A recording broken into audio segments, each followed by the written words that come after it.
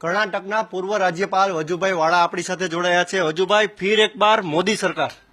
ચોક્કસ લોકોએ એનડીએ આટલા વર્ષો સુધી જે પ્રજાનું કામ કર્યું છે અને પ્રજાનો વિશ્વાસ પ્રાપ્ત કરેલ એ ફરીથી એનડીએને તૂટી અને દિલ્હીની ગાદી ઉપર બેસાડશે। વજુભાઈ, એક જોવા જઈએ આ લોકસભાની ચૂંટણીમાં તો સીટો ઘટી છે ને વિપક્ષ પણ મજબૂત થતું ગયું છે। જો ભાઈ, પોલિટિકલ પાર્ટીની અંદર કાયમ એક સરખી પરિસ્થિતિ હોતી નથી, કારણ કે આટલા વર્ષો સુધી કોંગ્રેસ શાસન કરતું હતું, પાછું ભાજપ આવ્યું, પાછું કોંગ્રેસ આવ્યું, વળી પાછું બીજી પાર્ટી નબળી થાય તો એક પાર્ટી સદ્ધર થાય। આ તો પરંપરાગત ચાલ્યું જ આવે છે અને ચાલતું આવવાનું પણ છે જ। ગુજરાતમાં ભાજપની હેટ્રિક ગેનીબેન અટકાવી દીધી છે।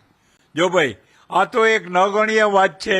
બહુ નોમિનલ મતથી ગનીબેન જીત્યા છે, એટલી કઈ જંગી બહુમત કે એ નથી। એનું કારણ હશે એ લોકલ પરિસ્થિતિના કારણે પણ આ પરિવર્તન થયેલ હશે। અનેક વિરોધ વચ્ચે પરસોત્તમ રૂપાલાએ રાજકોટ લોકસભા બેઠકમાં રેકોર્ડ બ્રેક જીત હાંસલ કરી છે। ચોક્કસ રાજકોટની પ્રજા છે હંમેશા ભાજપની તરફદારી તો કરતું જ હોય છે અને આ વખતે પણ ભારતીય જનતા પક્ષની તરફદારી કરી છે, એ સ્પષ્ટ વાત છે। કોંગ્રેસે સહારો તો ઘણો લીધો ક્ષત્રિય આંદોલનનો, પરંતુ એ સહારો ફાવ્યો નહીં એવું લાગ્યું। જો ક્ષત્રિય આંદોલન શરૂઆતમાં ઉગ્ર હતું, પણ ત્યાર પછી ક્ષત્રિયના આગેવાનોએ પણ કહ્યું કે રાષ્ટ્રહિતની અંદર આપણે વિચાર કરી અને ભાજપની વિરુદ્ધ મતદાન ન કરવું જોઈએ। અને એમાં પણ જે રૂપાલા પ્રત્યેનો રોષ હતો એ રોષને ભાજપની વિરુદ્ધમાં કન્વર્ટ ન થયો।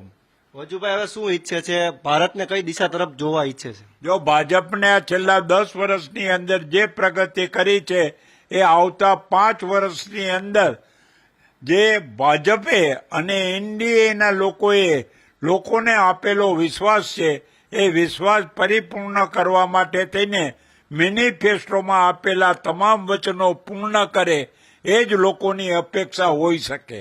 ચોક્કસથી વજુભાઈએ સ્પષ્ટ કીધું છે કે જે રીતે મેનિફેસ્ટોમાં જે પ્રમાણે વચનો આપ્યા છે તે વચનો આવનારા 5 વર્ષમાં ભારતીય જનતા પાર્ટી પૂર્ણ કરે તેના પર જ લોકોને વિશ્વાસ છે। કેમેરા પર્સન અભય ત્રિવેદી સાથે ઋષિ દવે, ન્યૂઝ કેપિટલ, રાજકોટ।